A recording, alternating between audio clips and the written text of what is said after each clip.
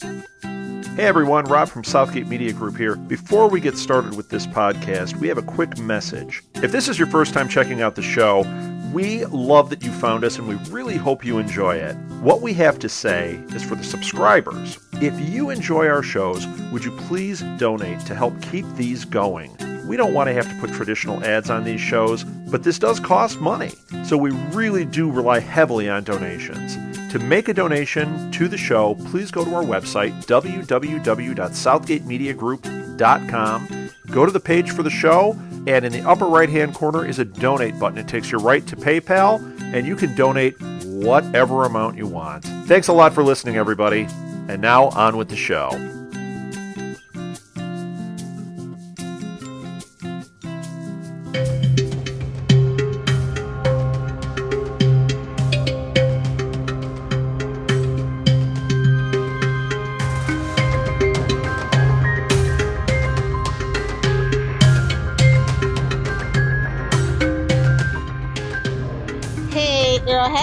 Welcome back to Clean Consolidated, a Southgate Media Group podcast dedicated to the hit show on CW called Arrow, starring Stephen Amell, although he is not at the forefront. It's Arrowless, almost. But what's weird is that the Arrow parts were actually, the Oliver parts were actually better than most of the episode. Yes. That's really weird for me to say. Because I'm not a huge Oliver fan. Yay, Oliver. So, Callie, what was your first impression of the episode after it ended on Wednesday night? I was thinking there may be pod people in Starling City. Again. It just, nobody seemed to be in their right mind. And sound effects just didn't seem right. They sounded very cartoonish and just kind of really weird. Something wasn't right. Yeah, it was really a big, huge disappointment for me to have to kind of eat my shorts because I gave Left Behind so much praise. And then episode 311, Midnight City comes, and I was just like, wait, what? And like everybody on Twitter had that something isn't right kind of feeling for the most part. And that's really kind of different for Arrow, for the almost everybody that I'm live tweeting with to kind of have that same sentiment. Mm-hmm. So this was definitely a flop of an episode. Yeah, I'm praying the hype about 14 ends up being true. I hope it's fantastic. But getting there sure is painful. I'll tell you what, on paper it's amazing, but it's all about execution, the visual style, and a lot can go wrong between interactions between actors. But yes. I will say on paper right now it is amazing from what I've read. I've only read half the script, so. Hey. Half the script is half more than I've read, so I'm glad. For the most part, if a script is good on paper, usually it's really good on screen. But I don't know, like this idea for not Left Behind. I keep wanting to say Left Behind because that was an awesome episode. For Midnight City's case, I don't know. It's just something, everything felt off. Did we both like the flashbacks like the most during the whole episode? Did you read my review? Yeah. When the flashbacks are the best thing about an episode, the episode is in trouble. Yeah. I like the flashbacks too. There were some things about those that left me scratching my head a little bit too. But it's supposed to though, in that case. Exactly. So let's just get into the technical side of stuff. This episode was written by, and I was very shocked and surprised to find out that it was written by some of my faves, Wendy Merkel and Ben Sikowski. Although I think, like, no offense to them, that they like Ben works best with Beth. I really love Beth and Ben when they work together. And I think Wendy Merkel works better as a solo writer. B&B belong together. I'm just saying. They totally do. But no, they're one of my favorite writing teams that have been shoved together since season 1. And they've kind of just found each other's rhythm. And I just kind of hate when they break up the pairings. And I think that's what this episode suffered from in the writing department, is that they were new to getting to know each other. And they hadn't found that rhythm just yet. Yeah, kind of like Felicity and Laurel. Yeah, I mean they've had like all of like maybe 3 or 4 brief scenes together out of 2.5 seasons. Yeah, exactly. It just felt forced. Everything felt forced. Definitely. We did get an awesome kind of turn. Nick Kopis, who had just come off his phenomenal Flash debut with the previous episode, directed this episode. I like Nick Copus. Usually when you see Nick Copus's name, it means action. And we got a lot of action, but it was very superfluous and shallow. Yeah, it just, I don't know. Like I said, the sound effects it ruined it for me. It drove me crazy. I guess I'll just talk about it right now. I felt like the sound mix was off for this episode. Things feel a little off. And so that's unfortunate. Sometimes it happens. It is what it is. You know, our production team is usually pretty amazing in the turnaround that they do to do these episodes. So it was bound to happen one of these times. Mm-hmm. You know, you got to take your lumps, the good with the bad. Yeah, I felt like I was in Campy Batman. I think that it was the choreography, specifically the fight choreography for Laurel, it was really sloppy. Like, and I know that she's not a professional fighter or anything, and that it's supposed to show her just her pure rage that is is fueling her fight, and that she has to refine herself later on. But it was just sloppy. Yeah, and the crash out the window was cool, but something was definitely not right about her landing on that ladder. Like Spider Monkey? Yeah, it was almost like there was a disconnect between they didn't flow together. You know what I mean? It was also toward the end of the episode. It kind of felt like, oh God, we're still telling this story. How the hell are we going to end this? Okay, that's what it felt like to me. And not in a good way. There are some times when that's a good thing. Really? Yeah, I mean there are sometimes like in the Flash where we'll get to the end and I'm like going, oh my goodness, there's only 10 minutes left. How is this gonna resolve itself? Oh no, I meant the writers felt like, oh God, we're still telling the story. How are we gonna end this? Who cares? We're focusing on Laurel this episode. Who cares? Like literally is what it felt like. But our guest stars were Vinnie Jones as Danny Brick, well, aka Brick. We had Brandon Roth. Finally kind of coming back to the sweet guy that we kind of come to know and love in the first couple of episodes, as Ray Palmer. Special voice appearance by Katie Lutz as Sarah Lance's voice. We had the same old people in the flashbacks and the sideway flash as well. Carl Yoon as Masao Yamashiro. We had Riley Fukushima as Tetsu Yamashiro. Austin Butler made his awesome return as Chase, the arrogant DJ. We had Peter Bryant as Alderman Richard Ford. We had Christina Cox as Mayor Celia Castle. And then we had Kelly Hu finally in the flesh as Chin Na Wei, aka China White. So, we got this Mayor How? Where the hell did she come from? I don't know. That was the thing that left me scratching my head too. It's like, I know it's been a 5-month jump, but basically one candidate's dead. No, both candidates are dead. But how that comes about, actually, I think Arrow season 2.5 at the beginning of the run kind of talks about it, but not really. But like they just kind of shoved that in all of a sudden, and I'm like, oh, the mayor's meeting. Okay, here we go with Starling City of freaking politics. Well, maybe they'll explain that later. Maybe that... I doubt it. I don't care enough. I'm just saying. Yeah, that's true. I mean, but eventually, if they find corruption in the mayor's office... I don't know. It just felt really weird that all of a sudden we're talking about the mayor and aldermans when that hadn't been the focus of the season at all. Nobody cared. And I still don't get the whole alderman thing because we don't have them. So I guess I don't know how that works. I'm from New York. Mm-hmm. We actually do have aldermans for the boroughs. But I always felt like aldermans were this really rare thing in local politics. Audience, if you're listening, let me know if you guys have aldermans anywhere where you live at. We have county commissioners because we have like large rural areas in a county council, but no such thing as aldermen. I think they might even have aldermen in Chicago, if I'm not mistaken. I think it might be an urban city. That could be. Because like different sections, because they said we're not just going to let one district of, the place go. And I think the districts are kind of supposed to be like boroughs in New York. That would make sense. Without further ado, let's talk about the synopsis. Arsenal and Diggle confront Laurel about trying to step into her sister's shoes and mask and warn her to stop before she gets herself killed. However, when Brick kidnaps the city's aldermen and threatens to kill them all unless the police evacuate the glades, it's all suits on deck.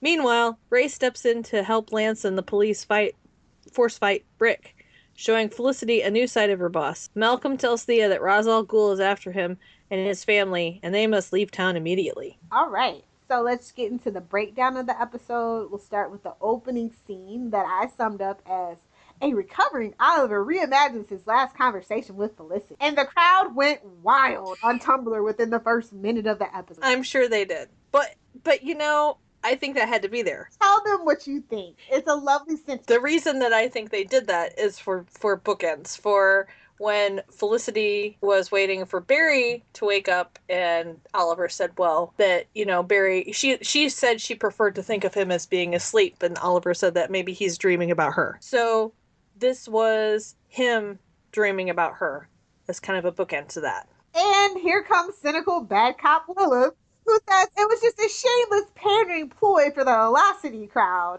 I feel like a lot as fans that are really deeply devoted and want to think the best of the show, that we give the show too much credit. Sometimes what you see is what you get with Arrow. But I think that that's a lovely sentiment that Kelly provided for, another side to this. It would be great if that's actually what they meant. And I noticed something else too. In the flashbacks this week, back to when Oliver was, in Hong Kong, did you notice the Felicity look like? I didn't, but I saw a lot of people doing the buzz. I found a screen cap of it, and it's not Felicity, but it's someone who definitely was put there to remind you of her. I heard Tumblr talk about that, but it's Tumblr.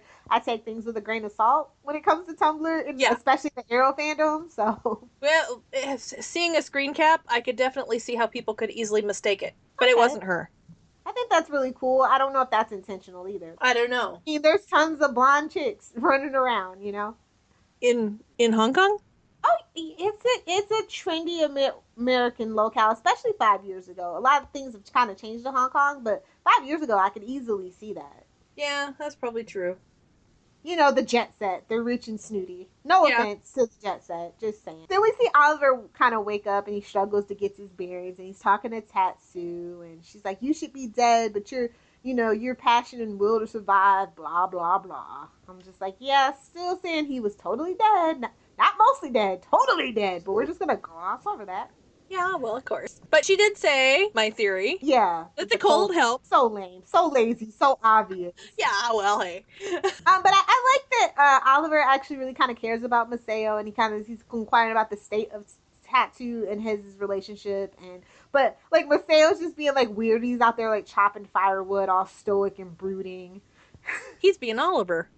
He really was. That's what I said too. And the neat thing was that Oliver really was rooting for them because he knows how much they cared about each other. He saw that in his day-to-day life. Which leads us to the question again at the end of this episode: what the hell happened after Tatsu got home? Something had to happen to their son. Yes, which I did not see Arrow doing. Honestly, I was like, the kid, really? Well, maybe he was kidnapped. Maybe they blackmailed him. Maybe, who knows? I mean, maybe that's why he thinks he has to go back to Ra's al Ghul. Maybe he took him. You know what I think? I think Amanda Waller killed him. Or took him. That's my theory.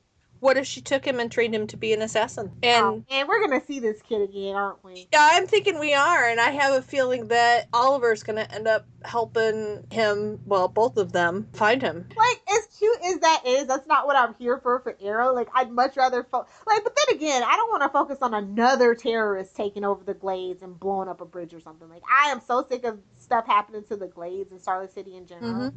Like, they can't keep using that. Maybe they end up training him to be a hacker. Maybe he could do all kinds of things. They could play that. We don't have time for that. Like, I'm more interested in other things than what happened between Tats and Maseo. But like I said, like, everything that Oliver has been through in his life before he came back to Starlet City always comes to bite him back. Always. And that's getting to be a bit crazy and implausible. As implausible as this. I don't know what we're gonna do to tone this down and bring it somewhat back to reality. That's my only complaint about it. Like, I actually was more invested in Oliver, Tatsu, and Maseo than I was in anything else this episode.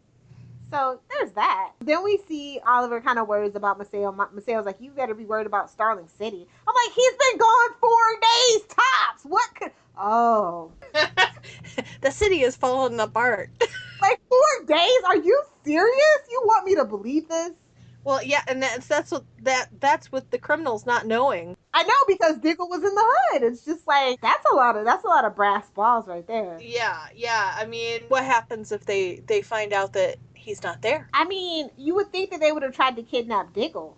Yeah. or something. Like he is like the arrow. The police can't stop them, obviously, but the arrow can. So I mean, it's weird how it's falling apart so quickly. Then we kind of get out of that sideways, whatever you want to call those, and we see Laurel saving a girl, but she gets her butt handed to her, and then of course Arsenal saves her, and then he takes her back to the arrow cave and patches her up and scolds her, and then Diggle comes in and scolds her. I got a kick out of Roy's first aid uh, administration. He's got a really rotten bedside manner. Well, you know, it makes sense that Felicity would have picked it up more because it's hand-eye work coordination, and she Right. spends her time on the computer all the time. Right. So I kind of made, and you know, Roy's just a blunt. Very true. And guys just don't notice the details. It's just they seem to be more big picture type of people. We like the minutia. So it took 6 minutes to get to the title card, but I don't know, for some reason it felt more, this episode dragged on more than, instead of flying by like it usually does. I was like,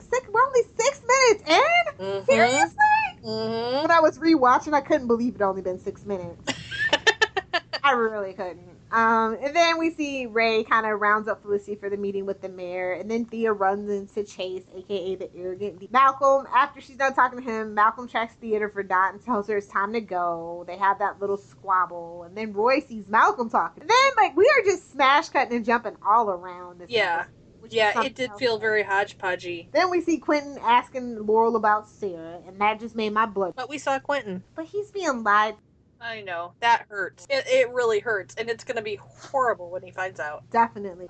Which we'll talk about in just a second. Then we see the mayor's meeting get started, and you know, Ray interjects and offers his. I mean, this dude has to be on the spectrum somewhere. He has no social skills at all. Like he doesn't get how rude he comes across. Do you know what I mean? Yeah, and if they don't know him, they would totally take it as being rude. And they did take it as that way. Yeah. I'm like, you need to get some. We like at my firm we offer so not just social media etiquette, but like how to deal with like interviews and just people in general. Mm-hmm. Ray could totally use some of that. They could benefit from that. We offer it to CEOs and actors and stuff like that. He totally needs that class. That's fantastic, actually. But you know, it just makes me want to like reach out and hug Ray, because you know I can see where that happens, because I've worked with a lot of people with really high IQs over the years. Oh yeah. And I see that, you know, it seems like the more brilliant people are, the less social awareness they Their have. emotional quotient. Definitely, we've kind of talked about this several times, but for Ray, especially as a really super prominent CEO, like, yeah, Steve Jobs, some people said he was a dick or whatever, but you can still see that charisma, and with Ray, I just don't kind of see that. Well, he can have that when he does a press conference very easily. Well, that's all bravado and bombast, you know what I mean? Right. But he doesn't have to have that day to day, because he is in his office, and he, you know what I'm saying? He's not as public. It's not his public face is good. It's his more private. And that's actually what counts on a day-to-day when you're trying to rename a city and you're Yep. trying to force yourself on the city. Do you know what I'm saying? You need to Exactly. be a little more smooth. Which is why Yes. everybody, even the villain, kind of took Ray's interjections like, what the hell do you think you're doing, mister? Yeah. Yep. Like when the villain tells you all you have is money to back your stuff up, like, time to rethink your plan, buddy. Ouch. I was like, okay, you get points for that break. Then what else happens? Okay, then Brick and his men break in, try to kidnap the mayor, only get the aldermans. But I think that was like the most chaotic and fun fight scene that we've had in a long time. Yeah, that was really awesome, actually. Oh, God. Then we get Oliver trying to talk to Tatsu to talk to Maseo out of going back. Like, at this point, he almost has to. A little later on in the episode, like, he actually goes back, but I'm thinking, dude, that's going to blow up in your face. Yeah, that could be, like, really terrible. And if something happens to Maseo, you know Oliver and his guilt complex. Well, and I think that might be also another log in the fire as well. Unfortunately, I actually have warmed up to Carl Yuna's Maseo. As the season has rolled on, because I was just not. Yeah. And I think that was kind of intentional. The more that I think about it. Well, when he'll do anything to get his wife back from captors, you know, that does tend to warm you up to somebody. Absolutely, but even before this, like when we first learned that he had joined the league or whatever, I felt really sympathetic towards that. Yeah. he's just such a lost, broken man, and he had nothing else to live. Your life has taken a deep turn when you want to live in there to provide. Yeah. Then we get our first Hong Kong flashback. Now, we're 12 minutes in at this point. I couldn't believe this was the first time we were getting a flashback. 12 minutes have gone by, right? Uh-huh. I was just like, wow. I think that's the longest we've ever gone without a flashback. Yeah, probably about right. So that was a big surprise for me as a person who kind of keeps track of stuff like that. Just so I Totally can be do. a nitpicky little witch. Anyway, we see in that flashback, Oliver and Mateo have tracked the guy to a triad front, which was a club, and they kind of meet Chin Ao Wei. Oliver's like, "What? I thought he filled in Oliver, like, hey, guy, I'm gonna give her this fake thing, and we're gonna have to play it off." Well, Not the case. Yeah, he totally didn't know About any of it. Yeah. He Well, and thought they were Maseo gonna didn't go in know. and kick butt and take names. Yeah. And how cool was it that he flipped up that tray? That was cool. Good thing it was there. So then we get Quentin trying to catch up with Felicity after that really bad, and he inquires about the arrow, and she tells him he's gone. And Quentin, like, you just kind of see this face, like, oh crap, Starling City is in so much crap right now. But he doesn't realize he's gone. Gone yet, but he said, like, not dead, but just not to be in the city. Like, maybe he's in Central City doing something, who knows? But like, he's gone and he's not there to help the city. Right. Like, we see how and I don't mean this in a bad way, how dependent Quentin has become because he can't be out in the field. He enjoyed being a beat cop and a detective hitting the streets, and now that's just not his role for the most part. Right, and I think that he has come to respect that, here this guy who, he may be a vigilante, but he has really turned around what he's doing, and he's really helping the city in a good way. Yeah. And the fact that he stopped killing people. But even then, this is the thing, like, everybody knows that Oliver, everybody in his life, knows the arrow has stopped killing. But every now and then people will ask him to do it. And it makes them look like such hypocrites in that moment. Do you know what I mean? Yeah. But I kind of agree with them. I personally think, hey, some people will never reform. They will always want to do bad. True. And hurt you personally and the people around you. True. Whereas they were just, like, really for the most part early on in the series, they were just henchmen who were just doing bad guy bidding. And that's kind of just, evil flourishes when good men stand around and do nothing. So, for me, I felt like they had it coming. And now it's just like, dude, these dudes really do at least deserve Superman. Yeah, but Oliver is trusting in the system. They'll do the right thing. Now, should he find out that the system isn't going to do the right thing, then things may change again. But that's what he's trying to do. Which brings me to a point I didn't get to on the Flashpoint. They locked up the Pied Piper, even though he's human. Without his gear, he can do nothing. If they just kind of keep him in a magnetoplastic bubble, and he has nothing to, like, build stuff from, he is not a threat to anyone. So why is he in the metahuman prison? Which is a metahuman prison, that's what they call it. Right, yeah. That was kind of weird to me, too. So it's like these two weird justice systems in the two shows. But I'm sure that was not an oversight. I'm sure Dr. Wells did that because he knows he's dangerous to him. And he doesn't want him in a jail talking. Yeah, absolutely. And that's false imprisonment. That's all kinds of stuff. Right. Serious. Don't the cops wonder what happened to these people? His Miranda rights have not been suspended just because he's in their prison. I mean, it's worse than Guantanamo, really. Yeah. Yeah. Like when you just boil it down, but then that's what I mean. It's like these two, like, that's the only thing that the Flash does that really, like, kind of bothers me. Mm-hmm. Then the Justice System and Arrow is just like, he saw his mother get off and she admitted to it on TV, acquitted. How could you trust in the system like that? Yeah. So that's the only thing that I mean by that. Our justice system in the Arrow universe is really screwed up, and I don't understand how he wouldn't want to protect those around him. That's all. Laurel interrogates Jim Hoffman and threatens to throw him in Bell Rev, which tickled me pink. But then that she name drops her full name in this. Like, yeah. That ruffled. But in a really cool scene that I loved, we see Roy confront Malcolm. Yes. Like, you're not taking Thea nowhere. That's right. I love that scene. Yeah, that Roy, even though everything that's happened and he knows that nothing's going to happen with Thea, at least for a while, that he still cares enough about her to give Malcolm what ho, and he knows how dangerous Malcolm is. He knows exactly what Malcolm did, but yet he's still willing to confront him. That was really cool. Kudos, Roy. And I will say that Colton Haynes actually held his own against John Barrowman, which is saying a lot. And then after that scene, we kind of see Felicity patch up Ray, and he kind of says, "I realize what I'm fighting for now, and it's the people I care about, which includes you." Yeah, hello. What is that a bookend to? Yeah. Yeah. That's not even a bookend. That's just a straight up parallel ripoff, really. Yeah. I like what is it called? Rayosity or whatever. Like I'm here for that. Like I'm not here for velocity, but I can totally see Felicity and Ray actually being more functional because I don't know, like I just like them better together. It makes more sense for me. Filet?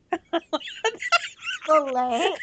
I'm gonna spread that all over Tumblr when we're done. But do you know what I mean? They seem more compatible, more of a reasonable couple. Like, yeah, Felicity and Oliver have the sizzle, but on a mental side of things, I don't think he's very intellectually stimulating to Felicity. I think that that's a really huge part of a relationship. You have to be firing on all cylinders. Or Tell me about it. Yeah. So they don't have any real common interests other than crime fighting, whereas Ray is a freaking genius in his own right. Right. And they're both kind of quirky and kind of like socially awkward where they don't always say the right thing but mean well. Mm-hmm. I feel like that's just more compatible for me. Yeah, but sometimes opposites attract too. It's and then it goes down in flames a lot. Yeah, sometimes, yeah. Sometimes it literally their first date went down in flames. So yes, it did. Here's your sign, to quote Bill Engelbaum. Then I really like that scene as well. Then we see Roy helping Laurel suit up to Diggle's chagrin. He's like, all these reasons why she shouldn't, and then like, oh, screw it. And then Roy's like, suit up. 5 minutes ago, you just told her not to. Exactly! Out of character moment. That's what this episode should have been called. Oh, there you go. Been more apropos. Then we see Roy and Laurel try to rescue the people that Britt captured. And then, like, that goes miserable and the alderman gets killed. And, of course, it's the black alderman. I'm just... And Roy feels terrible. He feels like it's his fault. And that was crazy. And then Laurel, I think that's the first... Well, she killed a guy. Mm-hmm. So, I don't know. Like, I'm very, like... I think they forget a lot of the things they've had Laurel do, is what it feels like. Yeah. So I feel like her emotional reaction was a little bit whatever. But it shook Roy because he blamed him. Yeah. He's like, this is on you specifically. Yeah. And then the big city wigs are kind of watching Channel 2 and Quentin pulls Laurel aside to chat about Sarah. And the thing about that particular scene is that on the Channel 52 they called Roy Red Arrow. Yes, they did. I was like, well, they don't know that it's Arsenal. He is dressed like the Arrow and he is in red, so... Yeah. And that's just because it's a comic book reference, obviously, which, I don't know. This is the first time I think that they've actually mentioned it, and I think that it's kind of funny that it's the episode that Diggle doesn't want to suit up, but I think Diggle will end up being Red Arrow in the shoes, and I like that. He needs to be in a suit. He needs to be out in the field. Yes. He needs a mask! And a tight suit. Anyway, what happens after? Britt calls the mayor true, just utter villain. Quoting Shakespeare and I was like, okay, dude, we get it. You're smart. You think you're the smartest guy in the... You got the accent. You think that makes you smart. Okay. What else happens? Oh, Malcolm then apologizes, and I'm using air quotes, to Thea and explains the situation to her about Roswell. Explains it? No. Okay, quotation marks around explains. Yes. Air quotes. There's a lot of air quotes in this episode. Then we see Felicity have a heart-to-heart with Laurel. While I thought that it was a nice sentiment, I thought that it was poorly executed. Everything about that scene felt forced and it was very trite. Yeah, I mean, I agree with you. The sentiment was great, but it just, we haven't seen enough of those two ladies together for them to have that close of a relationship yet. What she was saying was good and right, but they weren't really close enough to have that moment yet. And I guess they figured that because the two ladies are grieving over Oliver's disappearance and all this other stuff, that it was okay that we would forgive it, but I don't forget. It took away from what it actually had. They had the time to build that up. Agreed. So then we go to that stupid parlay with the mayor. But the fun thing about it is that Quentin was actually in it, and so was Ray, and it was just like this, like, and like I said, Brick gave him the what for in that scene. I don't know, that scene was kind of unnecessary, and I think that scene was only in there so that they could drop the episode title subtly, like, oh, you have until midnight, get it, Midnight City, which is an awful title. I was just like, really, like, the name was like, okay, but how are they gonna play this up? And it was just a deadline, really. Like, we could have been like Darkness on the Edge of Town kind of situation. Yeah.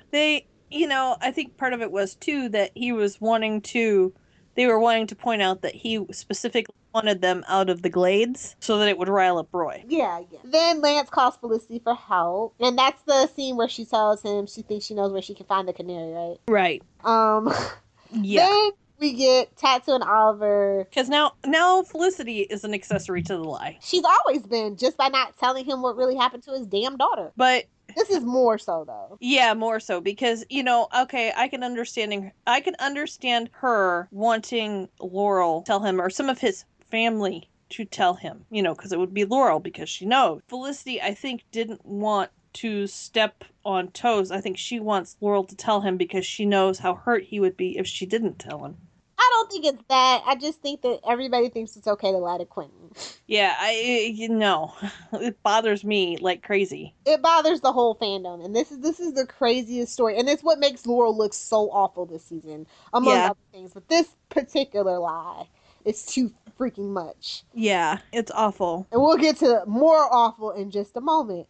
We got to get past this other crap. Tatsu and Oliver try to stop Maseo from going back to the League, but the League finds the cabin, and Tatsu and Maseo have a killing party. Hey! I like that scene a lot, because it was action. And to see Tatsu and Maseo working in concert with each other was really... then right after that, oddly enough, we get another Hong Kong flashback, and it's where we learn that Maseo gives China White the serum, thinking that it was the real serum, but it was the fake one. And then all heck breaks loose, and we get a cool bar slide from Oliver. Yes. That left a nasty bruise. It sure did. That was one of my favorite Hong Kong flashbacks, honestly. Then we see Diggle and Roy commiserating together over Oliver's Russian vodka. Now, that was cool, but you just don't drink another man's vodka. You go out and get your own. I know the man's dead, but good. It hurt. I'm glad that Roy and Diggle bonded like that, but it just kind of stung. Fun fact to Oliver actually trended briefly on Twitter. Cool. Then we see Felicity arrive with Laurel, and, they're like, no, we're going to do this. This is not just Oliver's mission. It's our mission now. This is our city. We're in it. Let's do this. I'm going to plug in the lights again. I don't know. That felt like, I don't know. I get Felicity whiplash from time to time. She's always what the plot needs her to be now, and it's kind of annoying. Yeah, that turnaround I understand it, but yet that was kind of painful. We're at day 4 or 5 now, yeah. Exhausting. Then Lance argues with the mayor about pulling the people out of the glades, and he tells her, hey, if you think this is a good idea, you can tell them. I want no part of this. Mm-hmm. Good for him. And then, in the most despicable scene in Arrow for a long time, and I mean, Laurel calls Quentin using a voice changer to sound like Sarah that was provided by Felicity. Yes, let's not forget Felicity's part in this. Okay, that hurt. I threw up a little bit in my mouth. Like, I could not believe that they thought this was a good idea. I get that she was the only one that could get the information they needed, but that was just so yeah, that was really wrong. It hurt in many ways. And this is why people don't like Laurel.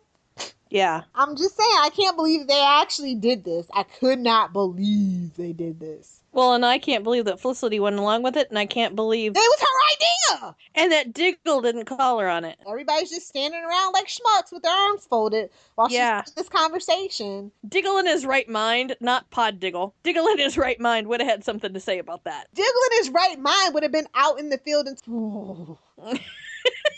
Anyway, and he did go out in the field because I guess he's like, those two can't be trusted. And then Felicity goes to borrow the helicopter from Ray.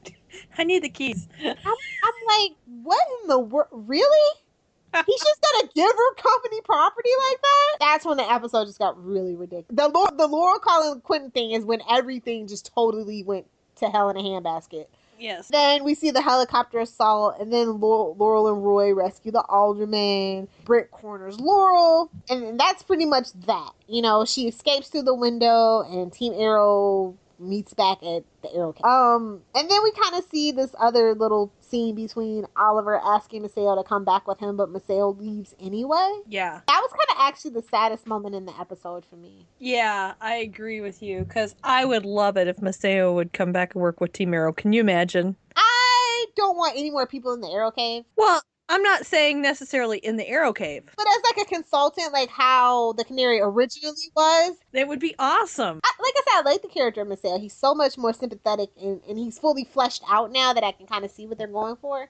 And I Yeah. wouldn't mind having him in an auxiliary capacity. Yeah. No more people in the Arrow Cave. No more. Until Thea is welcome. Yes. Because it's her damn club it's in. That's right.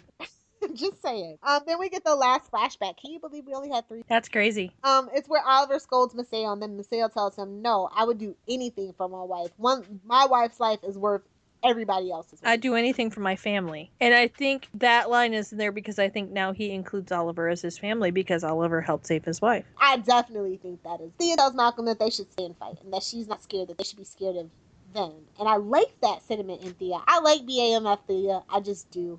Yes. The welcome change from her being the flip-floppy, whatever the plot needs to be. This is actually her coming into her own character. Yes, agreed. Then Felicity returns the helicopter with keys. And so like she fixes the nanotech that Ray needs to make his little stupid gun work that's made of hard compressed light beams, not lasers. I could have sworn it was the same thing, but whatever.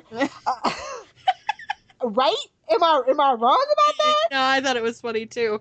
Then the arrogant DJ learns that Thea is staying and reports back to Maceo, who's about to tell Ra's al Ghul, and boom, title card. That was pretty freaky. I was like, no! Yes. I liked Chase. Now I'm like, you get your filthy, grubby little lips off of my precious Thea. Yes. I'm bummed. But that was a really cool little unexpected twist. I actually did see that. Because I figured they were just going to try to shove a love interest in Thea's face and not have it mean anything. It is so hard to surprise us. How cool was that? Dude, I told the Arrow writers room, I was like, you got me!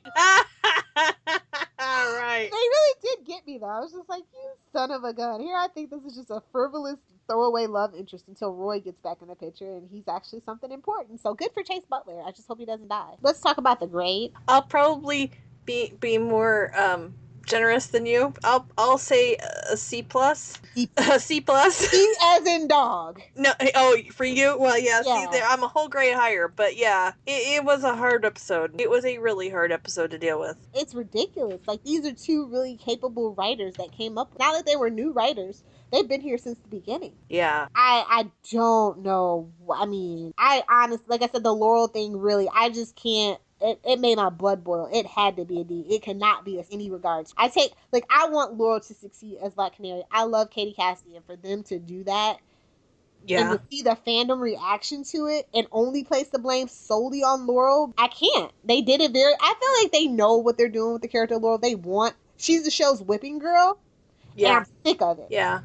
It's like I was like, you do read your scripts, right? You do know how this looks, right? Yeah. This hurt. I mean, it's bad enough that the Canary is only 3 days after Oliver's dead and she's debuting, it's not 6 weeks, which Right. even then was a stretch. And it's just like, you've got to give me something to work with. Yeah. You've got to give Katie Cassidy something to work with. That's right. That's right. Scene of the night? I would have to say probably either the bar fight Ooh, nice choice. or Roy with Malcolm. Yep. For me, it's Roy with Malcolm, number 1. Number 2 is definitely when Maceo and Tatsu kick a little League search party butt. That was awesome. That was fun. And the end flashback scene, oddly enough, where Maceo says he'll do anything for his family. I think that's a really great parallel because that's what got Oliver in that situation with Ra's al Ghul. I thought those were really 3 great scenes. Line of the night. Probably with Thea telling Malcolm, no, I'm going to stay here and I'm going to fight. You know what? The fun conversation that I did like that made me chuckle was the conversation between Thea and Chase, aka the arrogant DJ, where he's like, I think you liked my kisses. I think you remembered my kisses. I like that because Thea is just a cool customer. You know what I mean? Yeah. She just gave it right back to him. I enjoyed that exchange. Most memorable moment. I would have to say probably Oliver pleading with Maseo not to go back to the league. Okay, I think for me, good or bad though, for some just odd sick reason, I really like Laurel. She tells Diggle to get her way out of there, and the way out is through a window and onto the ladder of the house. There's just something so absurd about it, but I just liked it. It's like, okay, here's a way. I hope you die on the way down. Character of the night. I would have to say this one's an oddball. Oh, Well, I would say two. okay, that's fine. I would say Maseo and Oliver. Maseo for giving us all the wonderful twists and turns, because especially at the end. Hello, but you just really identified with him, and this is probably the most we've heard him speak in ever. And Oliver, because we actually cared. I can see where you're coming from on that. But for me, this episode was like Cisco's episode with the Pied Piper. It's all about Roy. Yeah. It's all about the character who got no screen time, very little. I mean, yeah, he did okay last episode, but I mean, he was basically the team leader. He believes in Laurel. And I actually kind of like that relationship. Mm-hmm. He tells Laurel, hey, I was a kid on the street and the arrow trained me. What do you have, a law degree? Yeah. And then him standing up for Thea to Malcolm, he just had all these really great kind of moments that just instantly stand out in my mind in this awful, dreadful episode. He was kind of that bright, shining red light. Yeah, very true. He was Rudolph. Yeah. Let's talk about most improved aspect. I'm at a loss, but maybe you're the positive, happy, optimistic one. Like I said, we care about what Oliver felt this week. I don't think that's an improvement for me. That's kind of a fluke, probably. Ouch. But yeah, I think that, well, I'm hoping that this whole experience has taught Oliver something. We'll see. Yeah, and I think Roy being more assertive. He was last week, and it continued this week, and I'm glad to see it. Yeah, that is definitely my most improved thing, because I've been waiting for them to give Colton something to do. Like I said, he's very much the Cisco of the show. Well, Cisco's very much the Roy of the Flash, should I say. But yeah, so for him to get a chance to shine in Oliver's absence, I wouldn't mind Oliver staying away for a little bit if we get to know more about Roy and care about Roy, because for the longest time I was just like, Roy doesn't deserve the suit, he doesn't deserve the mask, he doesn't deserve to be there, because they give him nothing to do. He needs to come into his own so that he can be Oliver's partner and not his Padawan. Yeah. I thought that it would have been more interesting to keep Sarah out of the Arrow Cave and to have Roy working with her. I thought that would have been a great way to develop things. Because Roy in the comic books and the Black Canary have a really interesting relationship, and I think they're trying to actually develop that with Laurel and Roy now, and I'm here for that.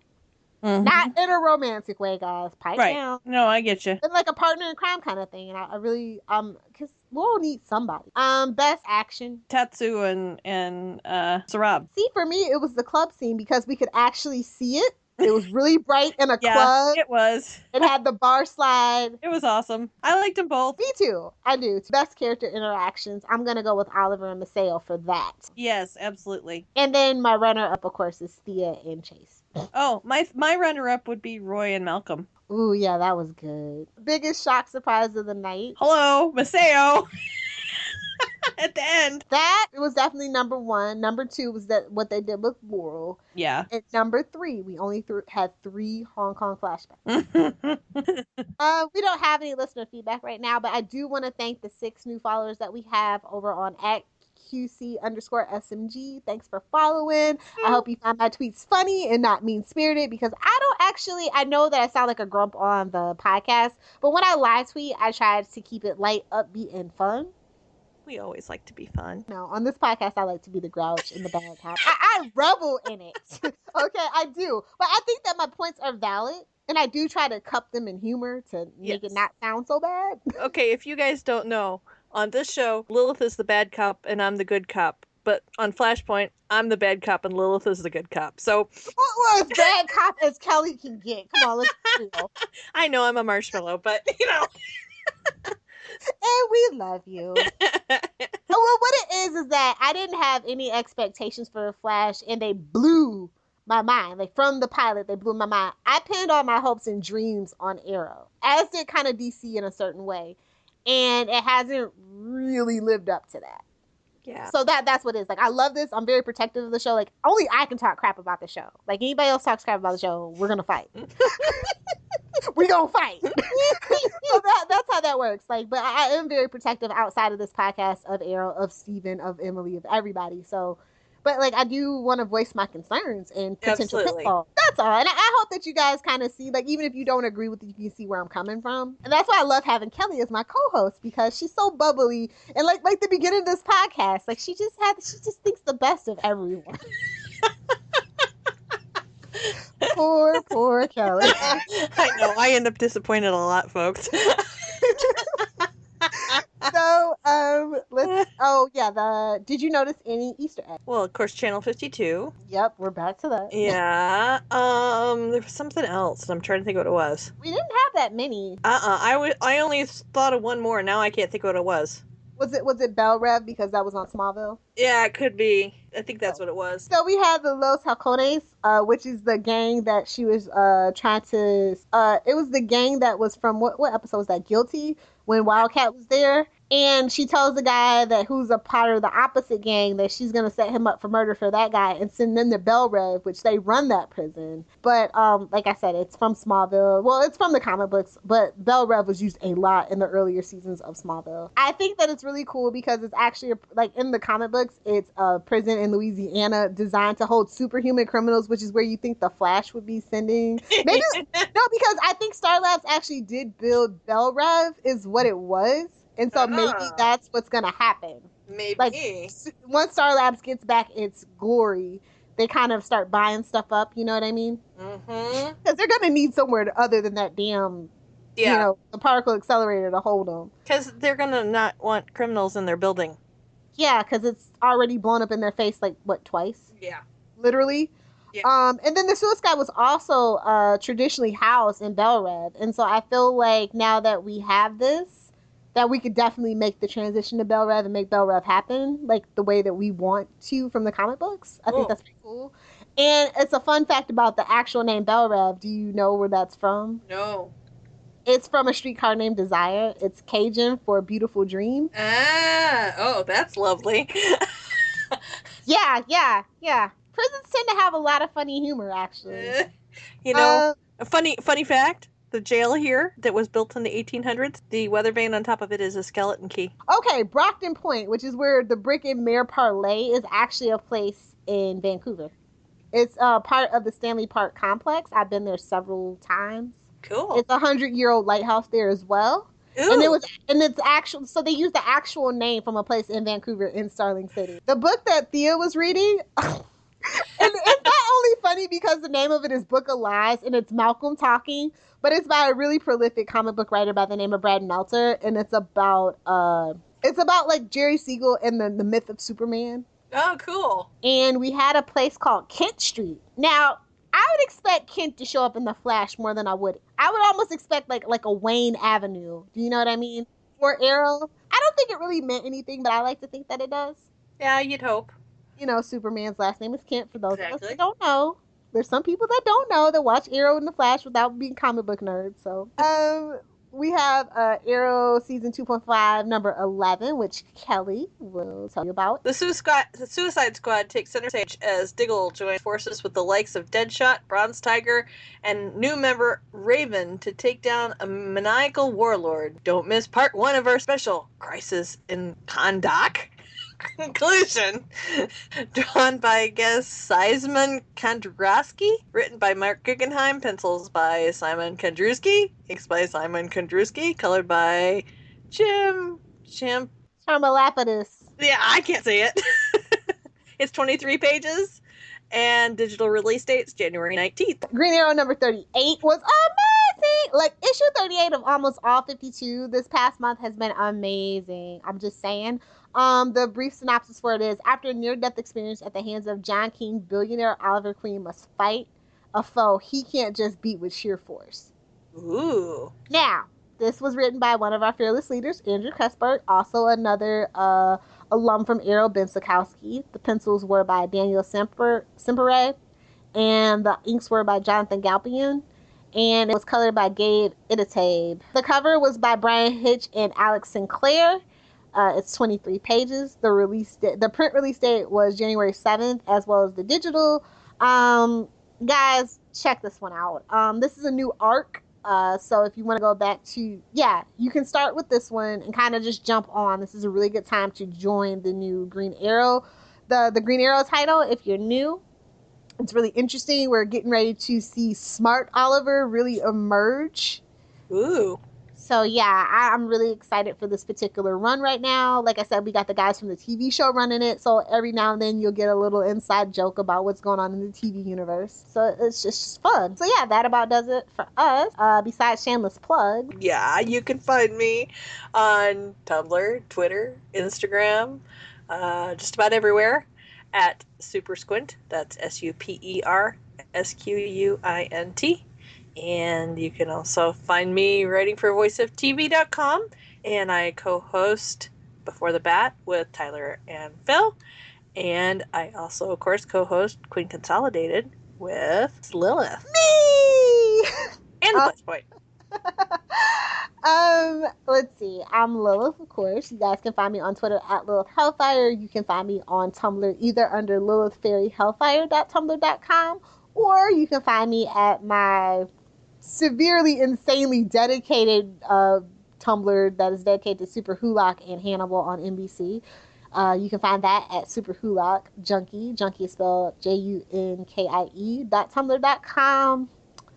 I just launched a new blog. It's called Little, as in LIL, Pop Culture Vulture.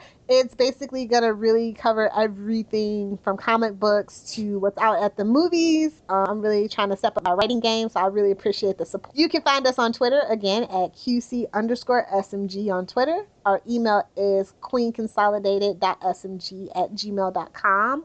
Again, I'm not above bribing you guys, so the first 7 people to leave comments about what they thought of the week's episode will get a tie-in. I'm just going to say go ahead and give you guys both.